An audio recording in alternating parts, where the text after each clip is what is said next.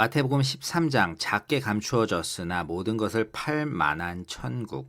11, 12장에서 거부가 적대로 굳어지자 13장에서 예수의 가르침의 방식이 바뀐다. 비유이다. 그런데 이 비유는 단순한 예화가 아니다. 그것은 받은 자에게는 천국의 비밀을 드러내고 완고한 자에게는 그것을 감추는 이중의 칼이다. 그리고 그 비유들이 그리는 천국은 군중이 기대한 압도적인 영광이 아니라 겨자씨처럼 작고 누룩처럼 감추어진 천국이다. 그러나 그 작고 감추어진 천국은 발견한 자가 기뻐하며 자기 소유를 다 팔아갈 만큼 값진 보화이다. 13장은 십자가의 길을 가시는 메시아의 천국이 어떻게 임하는지를 7비유로 그린다. 전체 구조 1절에서 9절, 18절에서 23절, 씨 뿌리는 자의 비유, 동일한 말씀, 갈리는 밭, 마음. 10절에서 17절, 비유로 말씀하시는 이유, 드러남이 감춤의 이중 칼, 주권적인 은혜. 24장에서 30절, 36절에서 43절, 가라지 비유, 추수까지의 공존, 최후의 분리. 31절에 33절 겨자씨와 누룩 감추어졌으나 작고 감추어졌으나 자라는 천국. 44절에서 46절 감추어진 보화와 진주 모든 것을 팔 만한 값. 47절에서 50절 그물 비유 마지막 날의 가려짐. 51절에서 52절 새 것과 옛 것 천국과 서기관. 53절에서 58절 고향에서 배척받으심 익숙함이 낳은 불신. 13장은 마태복음 5강화 중 세 번째 천국 비유 강화이다. 위치가 의미심장하다. 거부가 본격된 직후 예수는 천국의 성격을 비유로 가르치신다. 7비유가 한결같이 답하는 본질적인 질문은 이것이다. 약속된 천국이 왜 압도적인 영광으로 단번에 임하지 않고 거부의 존재와 자금 가운데 임하는가? 이 장이 던지는 핵심 긴장은 둘이다. 첫째, 왜 예수가 모두 알아듣을 수 있도록 명료하게 말한 것이 아니라 깨닫는 자와 깨닫지 못하는 자를 가리키는 비유로 말씀하시는가? 둘째, 천국이 그토록 작고 감추어져 있다면 겨자씨와 누룩처럼 어떻게 동시에 모든 것을 팔 만큼 값진가? 보화와 진주. 마태는 주권적인 계시와 천국의 서페싱 가치로 이 긴장을 푼다.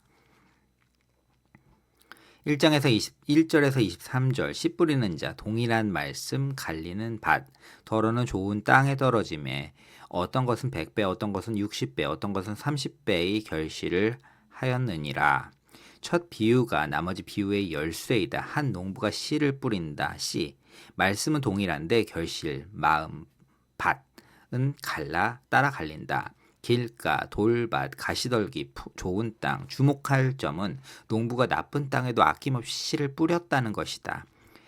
은혜의 말씀은 풍성히 차별 없이 뿌려진다. 차이를 만드는 것은 씨의 부족이 아니라 받은 땅의 상태이다. 좋은 땅에 뿌려졌다는 것은 말씀을 듣고 깨닫는 자니 결실하여. 해설에서 좋은 땅은 말씀을 듣고 깨닫는 자로 정의된다. 그런데 이 깨달음은 13장 11절에서 이미 허락된 것, 곧 주어진 은혜이다. 이 점이 결정적이다. 몰이주의적 오독의 위험. 이 비유는 좋은 땅이 되도록 더 노력하라라는 자기 개선 프로그램으로 흔히 오독된다. 그러면 결실이 인간이 자력 분발에 달린 일이 되고 깨달음이 허락되었다. 은혜의 차원이 달라진다. 이 은혜의 차원이 사라진다. 물론 이 비유는 자기 마음의 상태를 진지하게 되돌아보게 한다. 나는 말씀에 어떻게 반응하는가? 그러나 자기 점검의 결론은 더 좋은 흙이 되자라는 결심이 아니라 내 굳은 땅을 깨트리고 깨달음을 주시는 분에 대한 의존이다. 결실의 동력은 땅이 아니라 씨와 그 씨를 자라게 하시는 분이다. 10절에서 17절 비유로 말씀하신 이유 드러냄과 감춤 천국의 비밀을 아는 것이 너희에게는 허락되었으나 그들에게는 아니 되었나니. 제자들이 왜 비유로 말씀하시느냐 묻자 예수의 답은 충격적이다. 이 비유는 모두를 깨우치는 교육적 도구가 아니라 드러냄과 감춤을 동시에 행하는 이중의 칼이다. 천국의 비밀을 아는 것은 허락된 자에게 주어진다. 곧 깨달음은 인간의 영민함이 아니라 주권적인 은혜이다. 어린아이에게 나타내심과 정확히 일치한다. 예수는 이사야서 6장 9절에서 10절을 인용한다. 보아도 보지 못하고 들어도 듣지 못하며 깨닫지 못함이더라. 이것은 완고히 거부한 자들에 대한 사법적인 심판이다. 빛을 거부한 자에게는 더 이상 빛이 주어지지 않고 비유는 그들에게 가림막이 된다. 그러나 동일한 비유가 받은 자에게는 천국의 비밀을 여는 열쇠가 된다. 그러나 너희 눈으로 봄으로 너희 귀로 들음으로 복이 있도다.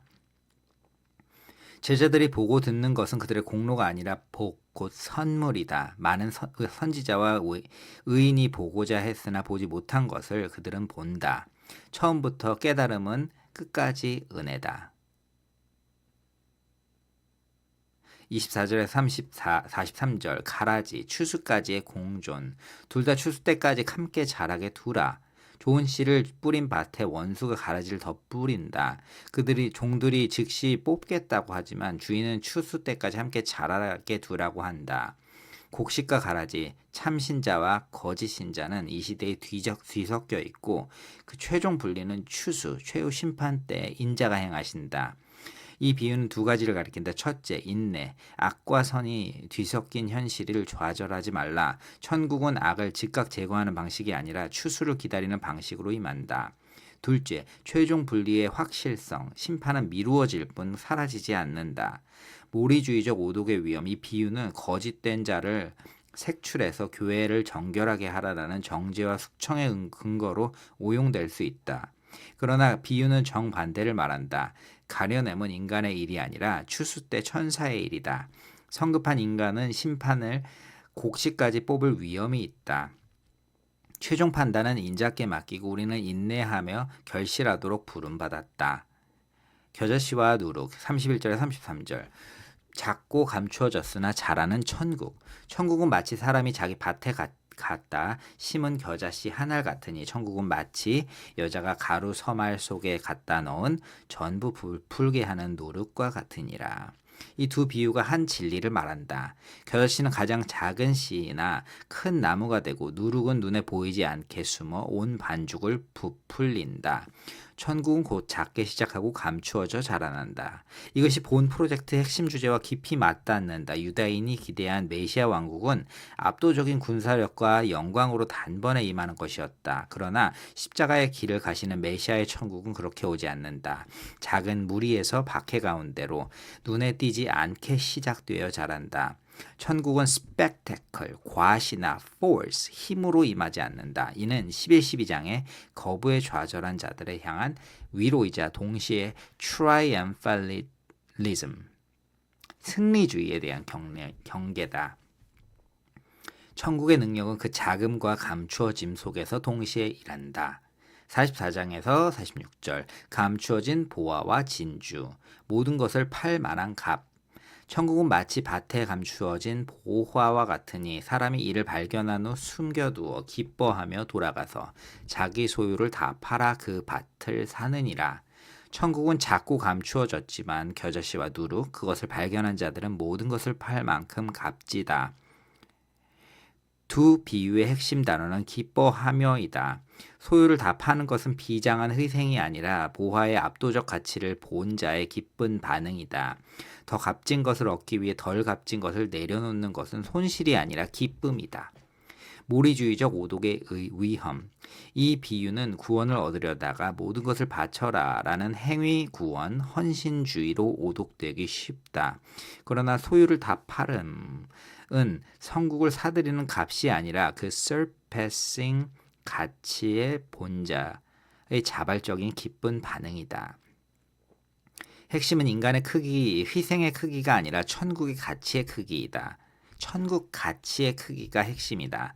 더 나아가 어떤 이들은 이 비유를 기독론적으로 읽는다. 자기 소유, 생명을 다 팔아 밭에 감추어진 보화, 자기 백성을 사신 분은 예수 그리스도이다.